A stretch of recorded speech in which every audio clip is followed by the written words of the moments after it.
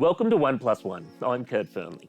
My guest today is a champion of the sport that they call Murderball. He's a fierce competitor, known for taking no prisoners on the court. But I also know he's a huge softie underneath that hard exterior. I caught up with Ryley Batt for a conversation, but first, he roped me into a workout session.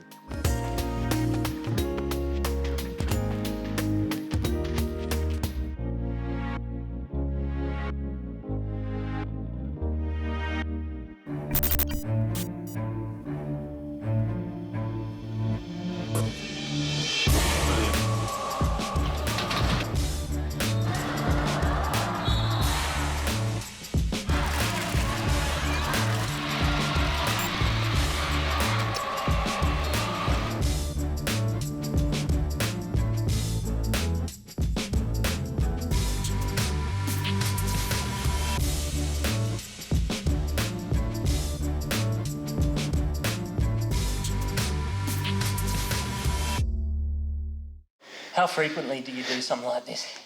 Oh, at the moment, every day. I'm loving it, mate. You know, doing the same training for 2 decades in wheelchair rugby, it's been awesome, but I just want to mix it up. And this new world for me of CrossFit, it's constantly varied, mate. Every workout is different and it just challenges you. Some days you come in and you look at the board and there's no way I'm going to get through that. Other days it looks easy, but it's not.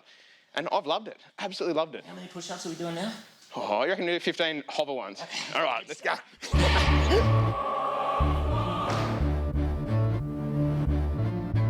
Are you ready? 600.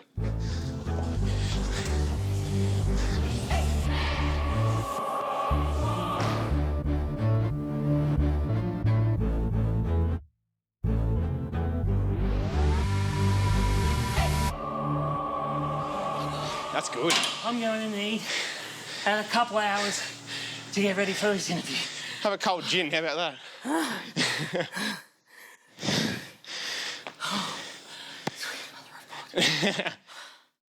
Ryley Batt, welcome to 1+1. Cheers for having me, mate. Mate, the intensity that you bring to sport, you bring it to sport and training, but especially when you pull on that green and gold. Where does that come from? Oh, man, I'm getting goosebumps just even thinking about it now. We represent Australia.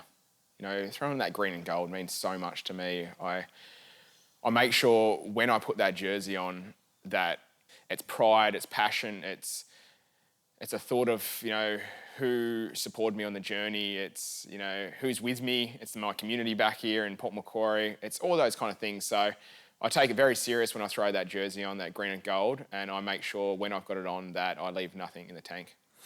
You don't leave anything to the tank. When I see you compete, it's terrifying, the person that I see there. You play wheelchair rugby it's one of the most, well, it is the most violent sport that is in the Paralympic movement. It's called Murderball. What do you love about that? Yeah, look, I am a little bit two-faced when I play wheelchair rugby. I will admit that. Even my wife has said she would not marry on-court Ryley. Because he is a totally different guy. He's scary. And I'm not a fan of on-court Ryley. I apologise to the referees every time I play because I'm in their face and I'm having goes at them for their calls. And off the court, I'm a totally different person. I feel really guilty about it and feel really bad. So, yes, I'm a bit two-faced, mate, when it comes to wheelchair rugby. But I think just what gets me is that pride. It's the competitive nature. It's the drive to win. I just want to win it, at all costs. And I really enjoy playing for Australia. I really enjoy playing wheelchair rugby. And, who doesn't want to see a sport where it's encouraged to knock anyone else, guys in wheelchairs out of wheelchairs and knock them on the floor? Like, I know, I love that.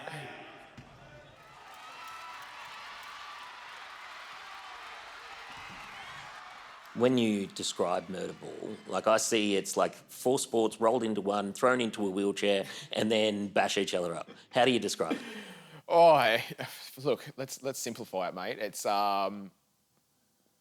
dodge 'em cars on a basketball court. It's knock as many blokes as you can and females out of wheelchairs as possible and score more points than the other team.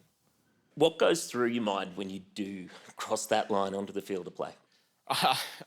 A lot of nerves, and that will probably shock a lot of people because I've now played 313 games for Australia, but I think without nerves, you don't care of the result. And for me, I embrace those nerves and use them as a driving factor to do the best and learn to turn those nerves into that adrenaline. I go through a lot of rituals as well before a game, Kurt. I'm a bit weird. I've got a lot of superstitions. You know a little bit about my superstitions. I've got some lucky underwear that I wear. I've got some 4-leaf clovers in my wallet, lucky shoes under my wheelchair that have motivational quotes, and I also have to be the last person on the field to play. And that's just weird superstitions, but it's also routine, and that just helps me. Just helps me every game. The lucky Batman jocks. Don't just throw the lucky jocks out there. I had the same lucky pair of jocks since the first medal that I won in Athens. Rode them all the way through. So I completely understand. It's a superpower. Yeah, but I wash mine, Kurt. That's the difference. You wash the luck out of it? How do they remain lucky? It's a bit weird when I say to people I've got lucky underwear and I've had them since, I think, Beijing 2008, and everyone's like, that's gross, man. But they don't realise, or for myself, I'm not sure about you, you probably wear yours every day, but for me... I've only worn them probably 6 times in my life, so they're probably my freshest pair of undies, even though they're the oldest. But yes, I've got, I am weird like this, mate, but I've got some superhero undies that I wear in different, pool games, semi-final games, and the Batman undies come out in the final. So they've been good to me so far, very good. The Ryley that I know is very different to that crazy, intense human that's wearing the green and gold. Where did that competitor come from? Yeah. The competitor, I guess I could thank my dad and my pop for that.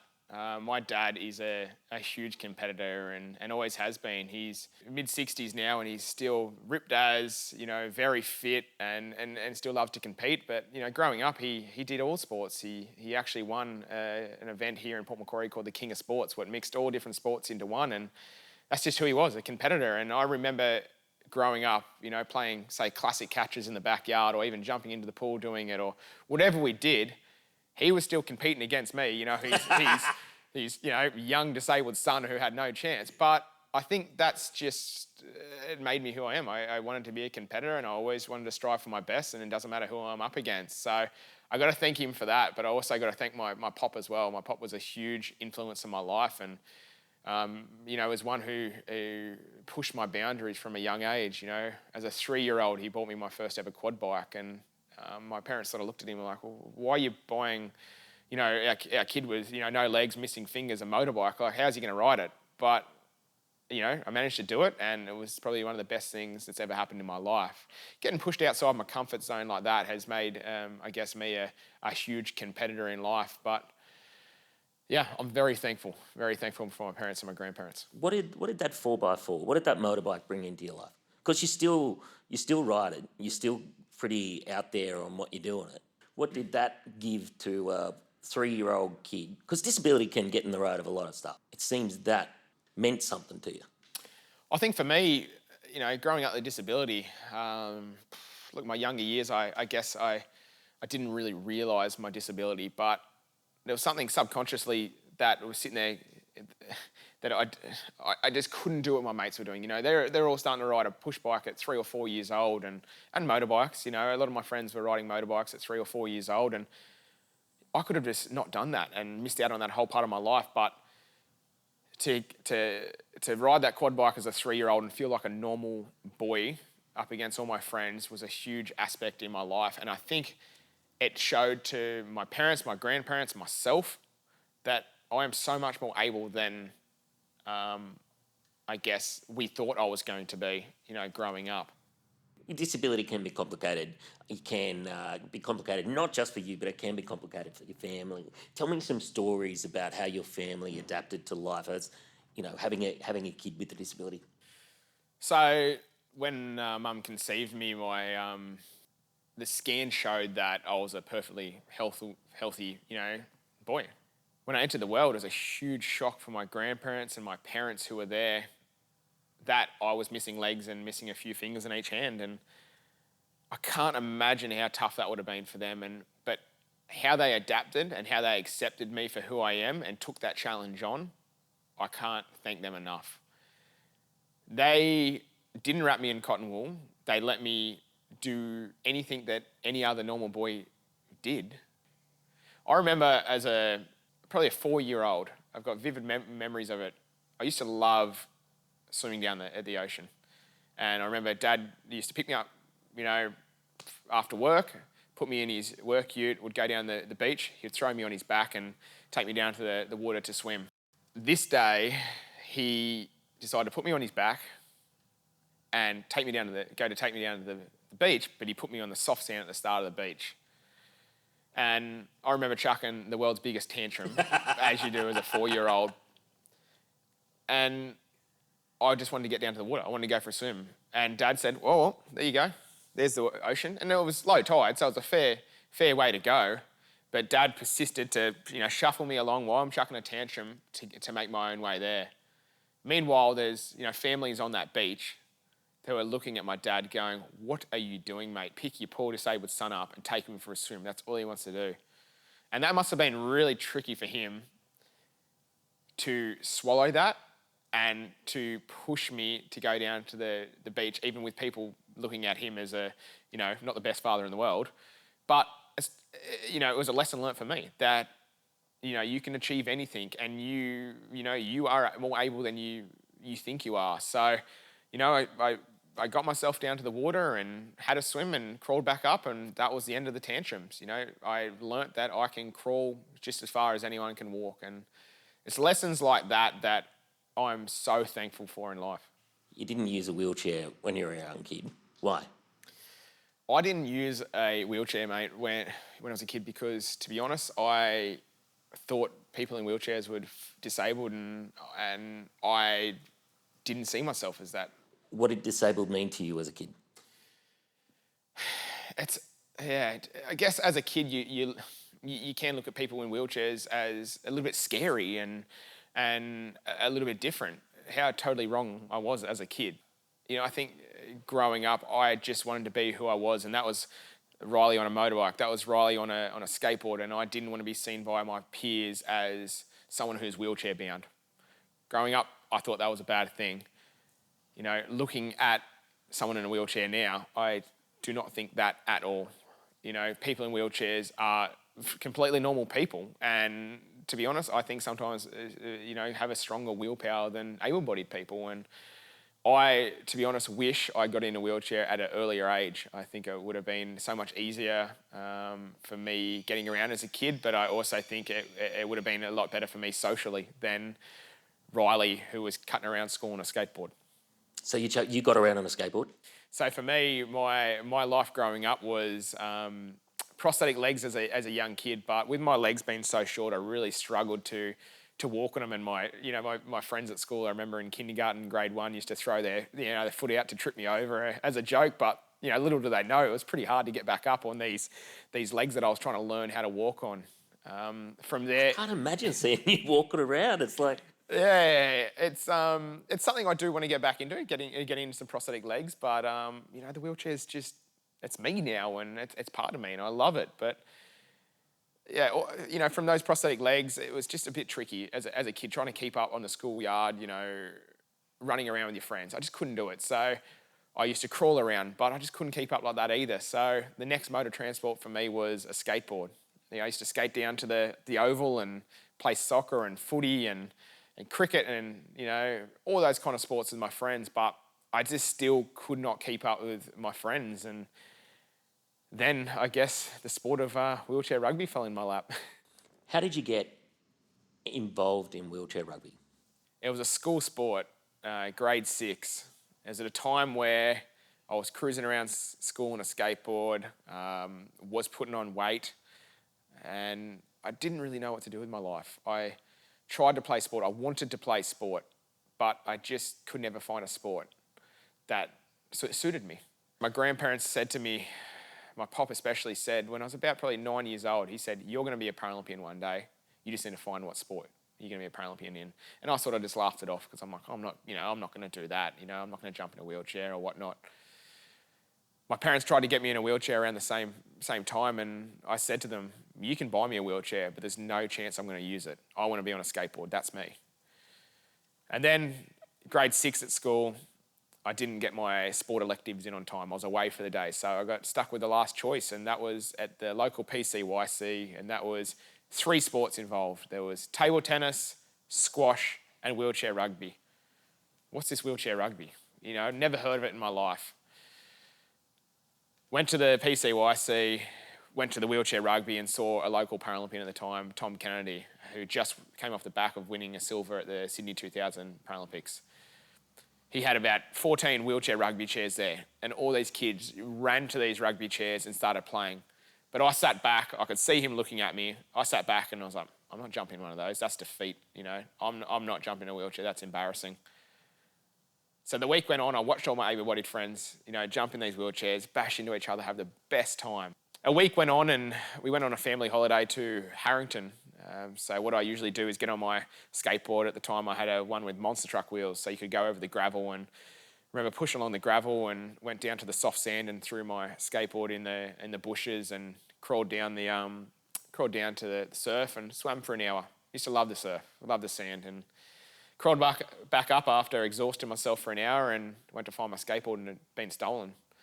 You know, someone had taken, I guess, my skateboard out of the bushes and didn't realise that was my mode of transport. It's like stealing someone's wheelchair. It's just pretty frowned upon. But that moment of my life, I went, maybe you need to get over this issue of the wheelchair and give it a go. You know, you see all your friends loving it. Let's just have a go. So that week at school, I jumped in the wheelchair rugby chair and I have never been so happy in my life. I felt like I was on the same level playing field as all my friends for the first time in my life. But as you would know, Kurt, you know, crawling around for that many years, you had so much upper body strength where when I first jumped in the wheelchair, I was quicker than my friends. I was stronger than my friends. And it was an amazing moment in my life. And to overcome that wheelchair and find the sport of wheelchair rugby was probably the best moment of my life. Like, I grew up crawling around as well and using all sorts of stuff to get about, because the only time I saw wheelchairs was when I went to the hospital and I just saw sick people. Yeah. I didn't see disability or people getting around in chairs that were Exactly. fit and active and healthy and had choice and power in their life. How important is that for a kid figuring out their path with the disability to see strong, active, healthy role models? Mate, that's a great point. And exactly, growing up, I didn't see anyone else, I guess, who was, athletic or sporty at the time in a wheelchair. Of course there was, you know, athletes in wheelchairs at the time, but I guess it wasn't seen on TV as much. So, yeah, that's what I saw, sick people, I guess, in wheelchairs, and I didn't want to be that person. So I think it's absolutely amazing these days that we see so many, you know, people like yourself, Kurt, you know, who are, you know, presenting on TV. You see, you know, amazing athletes, and people just see, they don't see the, you know, the wheelchair. They're seeing the actual person behind the wheelchair. I often get told that I'm fortunate because I was born in a wheelchair and I didn't have to adjust to life going forward. But in my thought process is that taking the trauma out of the acquiring a disability part, at some point in life, you need to find a place where you are comfortable with who you are and meet the world at that point as you are. Yeah. Did you have one of those moments? I've had, I guess, a few moments like that. But to be honest, mate, I really didn't come out of my shell and accept who I was and be proud of who I was until around the time I met my wife. I was about probably 20 years old. So, yeah, it was obviously, you know, a lot of teenage years there of sort of self-pity and being embarrassed of who I was. And, you know, a lot of people didn't see that. They didn't see that, Ryley, because I was playing sport at the time.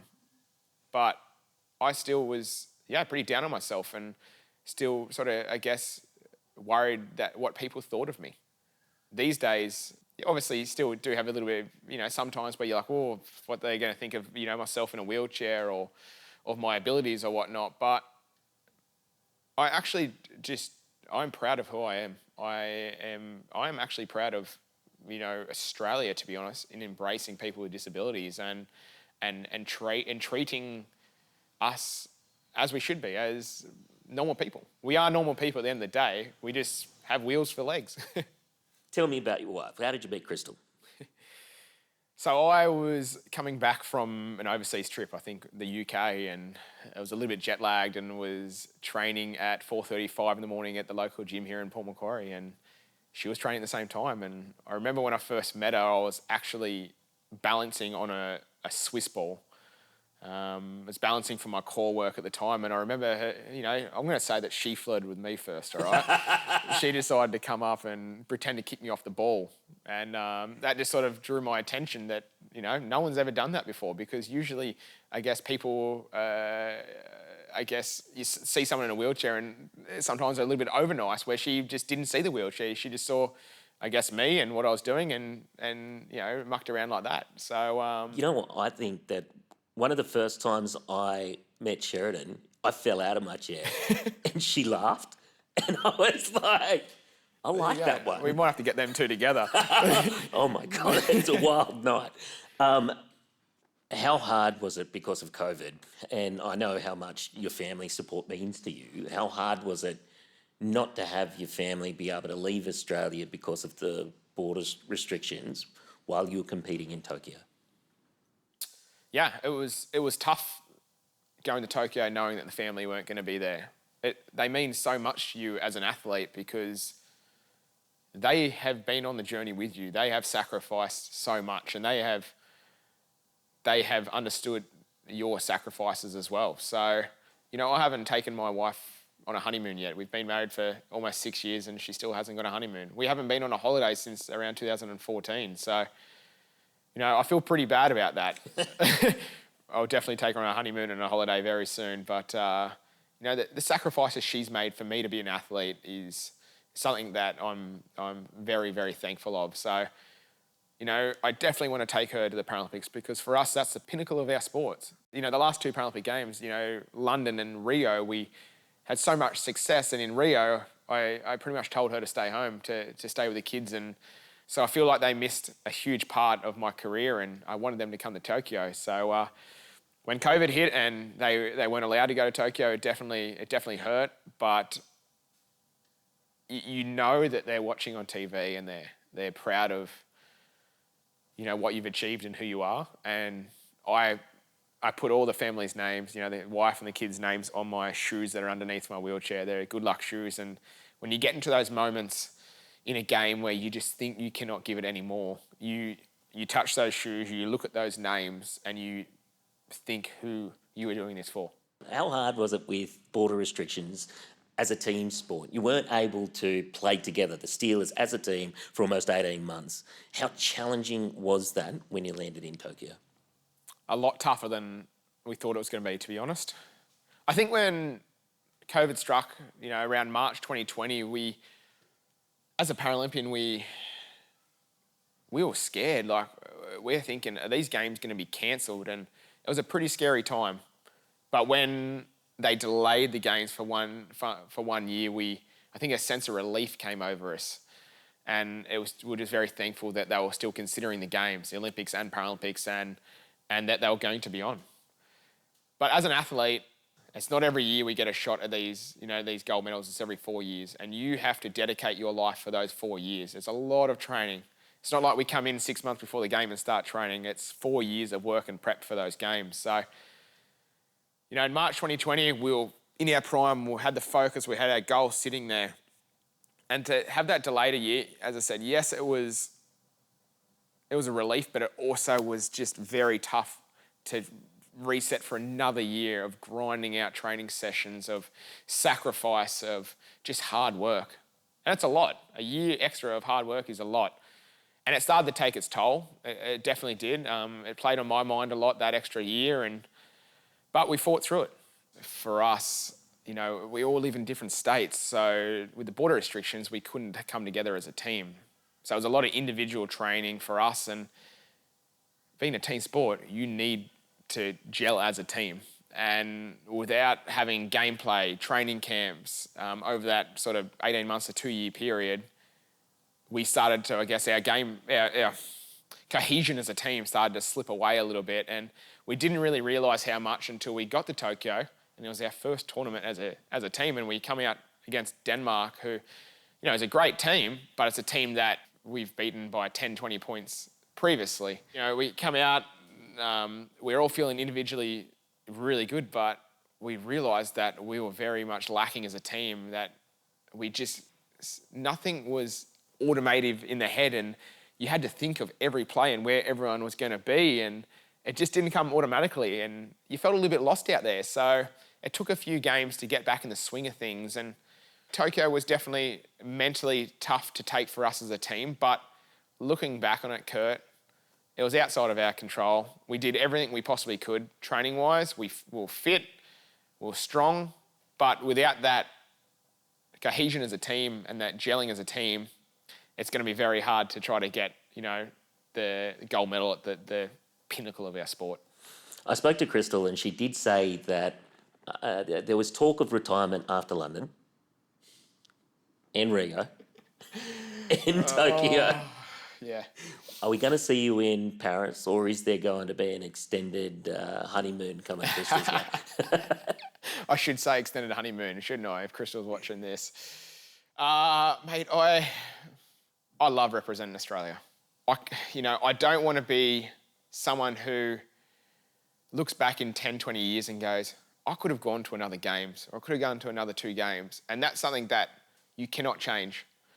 So I sit here now as a 32-year-old. My body is feeling probably the best it ever has. I've had my fair share of injuries, but I'm learning how to adapt better with my body these days. I'm learning so much more about myself. I'm learning my limits. I'm mixing up my training, and I'm feeling really good. And this is the weird sport mentality, and you know this one, Kurt.